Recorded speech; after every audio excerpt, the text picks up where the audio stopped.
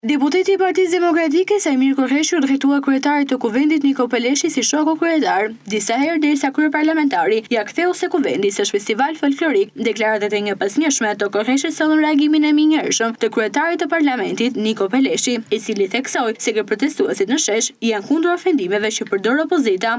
Shumë faleminderit.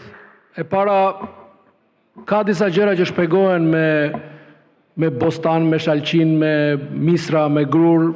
Po ka disa gjëra tjera që janë përtej, nuk shpjegohen dot. E para. E dyta, nëse do mendimin tim, se unë nuk dua që të marr kohën tuaj, por nëse doni mendimin tim, një pjesë atyre qytetarëve në shesh janë edhe sepse ju dëgjojnë ju kur mendoni se mandatin ja u kanë dhënë si licencë për të nxjerrë nga goja çfarë të doni, të fyeni këtë doni, të shkelni etikën dhe të jepni shembullin më të keq fëmijëve të Republikës së Shqipërisë me fjalorin tuaj.